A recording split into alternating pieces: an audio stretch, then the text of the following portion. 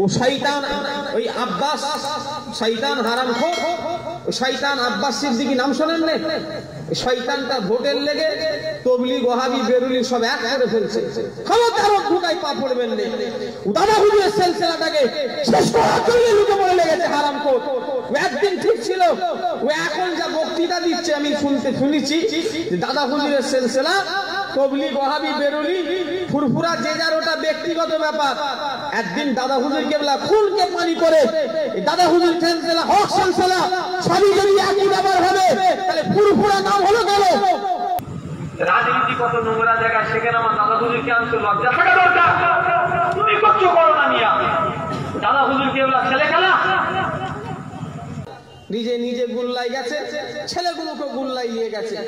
আমি হাতে পায়ে ধরে বলে যাচ্ছি ভাই দেখারে তোমাদের গারে কেমন বানানোর চেষ্টা চলছে দেখো। তোমরা যদি সত্যিকারে দাদা হুজুরের ভক্ত হও আমার কথা ভেবে দেখবে। সিপিএম নাই, তৃণমূল নাই, বিজেপি নাই, কংগ্রেস, কোন পার্টিকে আমরা পছন্দ করি না। পীরের বাচ্চা যেভাবে দাদা হুজুর কেবলা চলেছে সেইভাবে আমাদের এখানে চলতে হবে। ধর্মনীতি রাজনীতি আলাদা। কথা বলছেন যে হুজুর বলছে রাজনীতি দাদা হুজুর করেছে, সে হুজুরের আজ থেকে 3 বছর আগেকারের ওয়াজ আমার কাছে আছে, 4 বছর 5 বছর আগেকারে সে হুজুরই বলছে দাদা হুজুর রাজনীতিকে ঘৃণা করছে। বলো এবারে তার কোন কথাটা মিল? সে যখন নিজের স্বার্থই রাজনীতির দাঁড়ালো তখন দাদা হুজুরকে দাম করিয়ে দিল। আর সেই যখন তার আগে অজ করেছে সে অজ করতে করতে বলছে রাজনীতি ঘৃণার জিনিস, দাদা হুজুরকে ওরা করেনি। বলুন তো আমি কোনটা করছি? আমার কথা আপনারা বুঝতে পারছেন?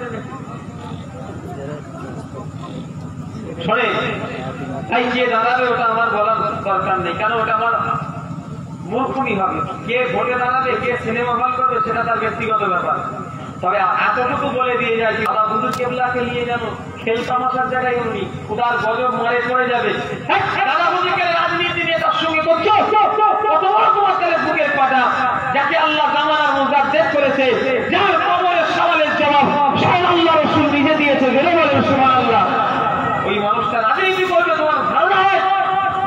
রাজনীতি কত নোংরা জিনিস বলতো, যেটা তোমাদের এলাকায় যা জানে সামান পৃথিবীর হয়তো অত ভালো কেউ জানে না। কারণ এই এলাকায় যা রাজনীতি হয় তারা ঠিক না বেশি। বিয়ার জায়গা জমিনে শুয়ে আছেন আব্দুল মাহমুদ রহমতুল্লাহ আলাইহি, বিয়ার জায়গাতে গিয়ে চলে যান। 11 নম্বর মজা, আব্দুল মাহমুদ হুজুর ইন্তেকালের আগে ওসিয়াত করতে বিয়ার জায়গা জমিনে শুয়ে আছে দাদা হুজুর কেবলার খলিফা। শোনো, আমি আব্দুল মাহমুদ মরে গেলে আমার মুখটা কাবার দিকে যেন না হয়, আমার মুখ যেন ফুরফুরার দিকে হয়, আমার পীরের দিকে। হুজুরকে জিজ্ঞাসা করা হচ্ছে হুজুর আপনার মুখ কেন কাবার দিকে করবো না? বলে বাবা শোনো, আল্লাহ আমি আব্দুল মাহমুদকে কাবা চিনিয়েছে আমার পীর। জোরে বললেন না? দাদা হুজুর কেবলার কত ইজ্জত, কত সম্মান। আর সেই মানুষটাকে তুমি রাজনীতি মঞ্চে আনছো। তুমি করছো ভাই, করো না, আমার ওতে বাধা দিবার দরকার নেই। তুমি গরিবের হয়ে বলবে কি বড় লোকের হয়ে বলবে কি মেজো লোকের হয়ে বলবে আমার বলার দরকার নেই। কিন্তু আমার দাদা হুজুর কেবলাকে নিয়ে বললে একটু কষ্ট হবে না? হবে না? হ্যাঁ, তুমি ভোট দেবে যাও না, পার্টি করবে কি করবে তোমার সেটা ব্যক্তিগত ব্যাপার। কিন্তু আমার দাদা হুজুর কেবলাকে ছেলে খেলা করুন। দাদা হুজুর কেবলা সিট দিয়েছেন নাউযুবিল্লাহ। ক্ষমতা এ কথা বলবেন না, খুদার গজব করে যাবে। জানেন 24 পরগনা একজন দাদা হুজুরের খলিফা হযরত আল্লামা ফজলুর রহমান দারগাপুরি রাহমাতুল্লাহ আলাইহি এমএলএ হয়েছিল। এমএলএ ছিল সেই জামানায়। এমএলএ চলে যান মাজারে গিয়ে খবর নেন এমএলএ হয়েছিলেন। ওনাকে ফুরফুরা দরবার থেকে লিখিত বয়কট করা হয়েছিল।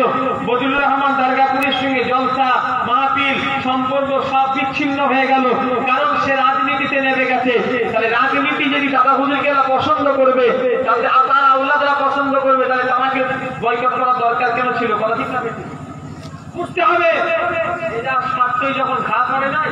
যখন আমি ভালো হতে চাইবো, আমি আমার নিজের মতো করে গুছিয়ে আপনার কাছে বলবো। কথা ঠিক না বেশি? আবার যখন উনি ভালো হতে চাইবে, উনি আমার নামে বদনাম করে দিয়ে উনি